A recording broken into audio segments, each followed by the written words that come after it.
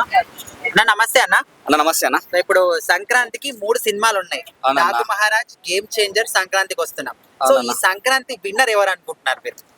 ఆ, మీరేమనుకోండి నేను ఒకటి చెప్తా. చెప్పండి. నా దృష్టిలో ముగ్గురు విన్నరే, బట్ ఒకరు చెప్పాలి కాబట్టి రామ్ చరణ్. ఓకే, ఆ, ఎందుకని ట్రైలర్ అంతా చూసారు, ఎట్లా అనిపించింది మీకు? అసలు నాకైతే ఆ లుక్స్ చూడంగానే అన్న, నిజంగా చెప్తున్నా, నేను ఎన్ని టెన్షన్లు ఉన్నా ఆ లుక్స్ చూడంగానే పడిపోయినా అన్న. అంటే అంతే. ఒక అమ్మాయి పడిపోతుందో లేదు కానీ నేను పడిపోయినా అన్న. రామ్ చరణ్ పడిపోయినా అయితే అసలు నిజంగా చెప్తున్నా అన్న, చాలా రోజుల తర్వాత మళ్ళీ పండక్కి అదే ప్రతి సంక్రాంతికి అల్లుళ్ళు వస్తారు, ఈ సంక్రాంతి మొగుడు వస్తారు. ఆ, అలా అనిపించింది నాకైతే సినిమా ట్రైలర్ చూడంగానే.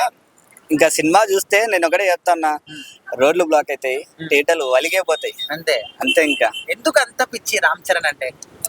రామ్ చరణ్ అంటే వాళ్ళ ఫ్యామిలీ నుంచి వస్తుంది. ఫస్ట్ నుంచి చిరంజీవి గారిని అలానే ఆదరించాను, తర్వాత రామ్ చరణ్ గారిని, వాళ్ళ కుటుంబంలో ప్రతి సినిమా ఆదరిస్తాను, వాళ్ళ ఫ్యామిలీ మెంబర్స్ అందరినీ. ఓకే, మరి ఇప్పుడు ఇంకా 2 సినిమాలు ఉన్నాయి కదా, వాటి పరిస్థితి ఏంటి? డాకు మహారాజ్ సంక్రాంతికి వస్తాం. ఇంకా ఒక సైడ్ చూస్తే మన వెంకీ మామ, ఇంకో సైడ్ చూస్తే బాలయ్య, ఇలా చూసుకుందాం అనేసి. అంటే వీళ్ళని తక్కువ చేయనిస్తున్నానని నేను చెప్పాను, ఎందుకంటే రామ్ చరణ్ కన్నా తోపులు ఇక్కడ. బట్ నాకు అనిపించిన ప్రకారం, అంటే నేను ఫస్ట్ నుంచి రామ్ చరణ్ ఫ్యాన్ కాబట్టి అలా చెప్పాను, అంతేగాని నిజానికి చెప్పాలంటే, నా మనసు నా మాట చెప్పాలంటే, నాకు రామ్ చరణ్ కన్నా వీళ్ళిద్దరి మీద అభిమానం ఎక్కువ. బట్ నాకు చిన్నప్పటి నుంచి రామ్ చరణ్ ని చూసి పెరిగే కదా, రామ్ చరణ్ అంటే ఎక్కువ ఇష్టం అని చెప్పా. బట్ బాలయ్య బాబు సినిమా వచ్చినా, వెంకీ మామ సినిమా వచ్చినా, నిజాన్ని చెప్తున్నా అన్న, ఎవ్వరు ప్రతి ముస్లింల దగ్గర నుంచి పిల్లల వరకు ప్రతి ఒక్కరు కూడా చూస్తారు. ఎవ్వరు మేము చూడము, మేము మాకు ఇష్టం లేదు అనేతోళ్ళు లేరు. ఎందుకంటే చిన్నప్పటి నుంచి వెంకీ మామ చేసింది కానీ, మన బాలయ్య చేసిన సినిమాలు ప్రతి ఒక్కరు చూసి, కొంతమంది ఇన్స్పైర్ అయ్యారు కూడా వెంకీ మామని చూసి లేదా బాలయ్యని చూసి. అలాంటి వాళ్ళ సినిమాలన్నీ మనం పక్కకు పడేస్తున్నాం అంటే మన మీద మనమే మెచ్చుకున్నట్టు అవుతుంది. అయితే ఇప్పుడు ఎవ్రీ సంక్రాంతికి కూడా మధ్యలో చిరంజీవి గారు ఉండేవారు. చిరంజీవి, బాలకృష్ణ, వెంకటేష్ వీళ్ళ కాంపిటీషన్ ఉండేది. సో ఇప్పుడు వాళ్ళ కొడుకు వచ్చాడు మధ్యలో, వీళ్ళిద్దరు పెద్దవాళ్ళు ఉన్నారు. సో ఎట్లుంటది అనుకుంటున్నారు కాంపిటీషన్? అసలు తగ్గేదేలే అన్నట్టు ఉంటది. ఎందుకంటే తండ్రి స్థానంలో కొడుకు వచ్చాడంటే కొడుకు కూడా ప్రూవ్ చేసుకుందామని వచ్చాడు, పక్కా పోటీ ఇస్తాడనేసి నేను అనుకుంటున్నాను.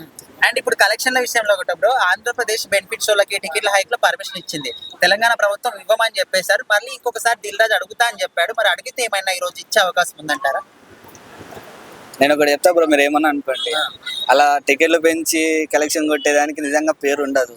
మీరు ఏమన్నా అనుకోండి, ఒకప్పుడు ఏ రేట్ లో పెట్టారో ఆ రేట్ లో పెట్టుకొని చూసుకుంటే, నా ఉద్దేశం ఏంటంటే, ఇప్పుడు బడ్జెట్ పెట్టే వాళ్ళు ఉంటారు, అంటే టికెట్ కి పెట్టి పోయే వాళ్ళు ఉంటారు, కొంతమంది లేని వాళ్ళు ఉంటారు. అలా రేట్లు పెంచుకుంటూ పోతే మన మిడిల్ క్లాస్ వాళ్ళు ఏమవుతారని నా ఆలోచన. అందరికి రీజనబుల్ ప్రైస్ ఉండాలంటారు, అంతే.